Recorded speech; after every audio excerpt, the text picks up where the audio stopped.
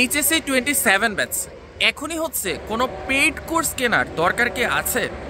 So এটা নিয়ে আমি একটু কনফিউশন ক্লিয়ার করে দিই। আমাদের ছেলেদের একটা প্রবলেম আছে, এটা আমি নিজেও হচ্ছে ফেস করি।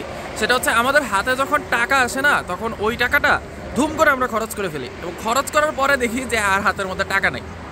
সো আমি নিজে কয়েক জায়গায় এই কাজ করতে গিয়ে ধরা খাইছি। সো এই জন্য আমি তোমাদেরকে বলতেছি আর কি, তোমরা এখন দেখবা যে এইচএসসি 27-এর জন্য সবাই বলতে গেলে সবাই হচ্ছে কোর্স নামাইছে। এখন কথা হচ্ছে এই মুহূর্তে এখনও এইচএসসির হচ্ছে আমাদের ক্লাস শুরু হয়নি, এখনই কি আমাদের কোনো কোর্স কেনার দরকার আছে কি না? উত্তরটা এক কথায় হচ্ছে না। কেন সেটা আমি বলতেছি।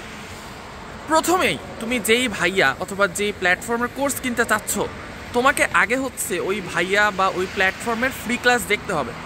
ফ্রি ক্লাস দেখে আগে জানতে হবে যে তুমি আদৌ এই ভাইয়া বা প্ল্যাটফর্মের পড়ানোটা বুঝতেছো কিনা। কারণ এক একজন এক একভাবে বোঝে। একজন মেডিকেল অ্যাসপিরেন্ট যেভাবে ফিজিক্স বোঝে, একজন ইঞ্জিনিয়ারিং অ্যাসপিরেন্ট কিন্তু অন্যভাবে ফিজিক্স বোঝে। সো তোমাকে আগে দেখতে হবে যে তোমার সাথে ম্যাচ করে কিনা ওই ভাইয়া অথবা প্ল্যাটফর্মের পড়ানো। সেকেন্ড যে জিনিসটা, ওই ভাইয়া অথবা ওই প্ল্যাটফর্ম কতটা রেগুলার।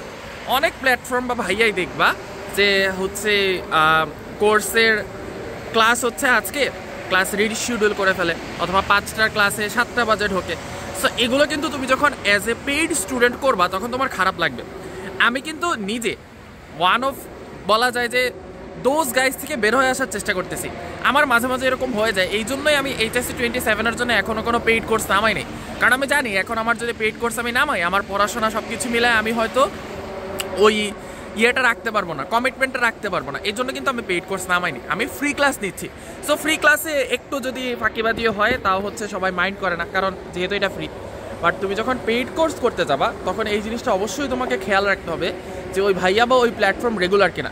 যত ভালোই পড়াক না কেন, যদি রেগুলারিটি মেনটেন না করে ওই ভাইয়া বা প্ল্যাটফর্ম, তাহলে কিন্তু এই কোর্সটার অ্যাকচুয়ালি কোনো দাম নাই। এরপর আরও একটা জিনিস, সেটা হচ্ছে যদি তুমি দেখো যে ওই ভাইয়া বা প্ল্যাটফর্ম এর পড়া তুমি বুঝতেছো না, অথবা পড়া তুমি বোঝো বাট উনি রেগুলার না, তাহলে তুমি তো ওই কোর্স আর কন্টিনিউ করতে পারবে না একবার কেনার পরে। সো যারা এখনই হচ্ছে হুট করে ধুমধাম ভর্তি হয়ে যাচ্ছ কোনো ক্লাস টাস কিচ্ছু না করে, তাদের জন্য হচ্ছে এই ভিডিওটা একটা সতর্কবার্তা যে এখন কোর্স কেনার দরকার নেই। তাহলে ভাই কোর্স কখন কিনবো? কোর্স কিনবা হচ্ছে এখন তোমরা হচ্ছে অনেকে বলবো ভাই এখন তো ডিসকাউন্ট চলতেছে এখন কিনে ফেলি। ভাই আর ডিসকাউন্ট যেটা আছে না, এটা অ্যাকচুয়ালি সারা বছরই থাকবে। আর যদি ডিসকাউন্ট নাও থাকে, তুমি এখন 5,000 টাকার একটা কোর্স কিনে ধরা খাওয়ার চেয়ে তুমি ডিসকাউন্টে মানে তোমার জন্য যেই কোর্সটা ফ্রুটফুল সেটা তুমি কিনলা, 1,000 টাকা বেশি দিয়ে কিনলা, 6,000 টাকা দিয়ে কিনলা, সমস্যা নাই তো। বাট তুমি টেস্ট করে কিনলা। এখন কথা হচ্ছে কখন কোর্স কিনবো। তুমি আগে অন্তত প্রত্যেকটা সাবজেক্টের একটা করে চ্যাপ্টার, যেমন ফিজিক্সের ভেক্টর, ম্যাথের হচ্ছে তোমার সরল রেখা, তারপর ম্যাট্রিক্সও নিয়ে মোটামুটি সবাই ভালো পড়ে, সরল রেখাটা মেনলি দেখবা, ম্যাথের সরল রেখা। দেন বায়োলজির হচ্ছে ফার্স্ট চ্যাপ্টার কোষের গঠন। দেন আরেকটা আছে হচ্ছে জুওলজির হচ্ছে প্রাণীর বিভিন্নতা শ্রেণী মেনে, সেটা অবশ্যই এখন পড়াবে না, তবে বোটানির কোষের গঠন দেখেই বুঝতে পারবা। সো এই চ্যাপ্টারগুলো, তারপর কেমিস্ট্রির সেকেন্ড চ্যাপ্টারটা গুণগত রসায়ন, এগুলো একটু ক্লাস দেখো। ক্লাস দেখে যে ভাইয়ের ক্লাসটা তুমি ভালো বুঝতেছো এবং যেই প্ল্যাটফর্মে তুমি দেখতেছো যে রেগুলার ক্লাস হয়, ওই প্ল্যাটফর্মের কোর্সটা কিনো। তোমার ক্লাস শুরু হওয়ার ধরো 1 মাস আগে, অথবা ক্লাস শুরু হবে যখন অফিসিয়ালি, ঠিক আছে, তখন কিনো। তাহলে হচ্ছে তোমার ধরা খাওয়ার সম্ভাবনা কম।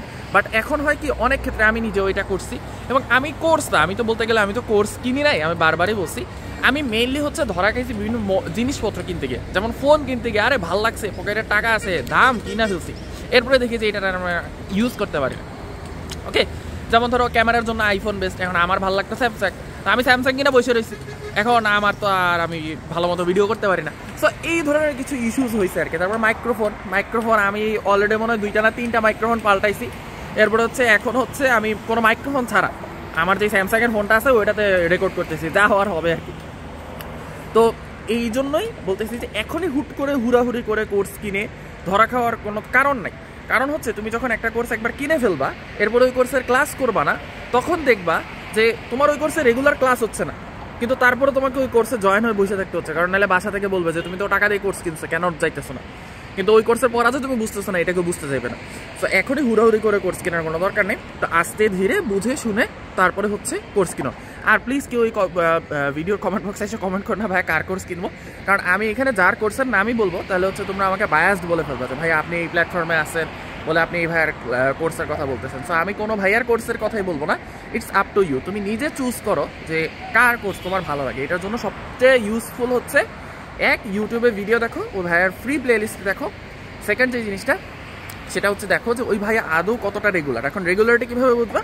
প্রিভিয়াস ইয়ারের স্টুডেন্টদের জিজ্ঞেস করা, প্রিভিয়াস ইয়ারের স্টুডেন্টদের, প্রিভিয়াস ইয়ারের সিনিয়র ভাইয়া আপুদের জিজ্ঞেস করলে ওনারা খুব সুন্দর হচ্ছে বলে দেবেন যে কে হচ্ছে অ্যাকচুয়ালি রেগুলারলি ক্লাস নেয়। হ্যাঁ, সো এই দুইটা জিনিস ম্যান্ডেটরি, একদম ম্যান্ডেটরি। ওকে, সো গুড বাই।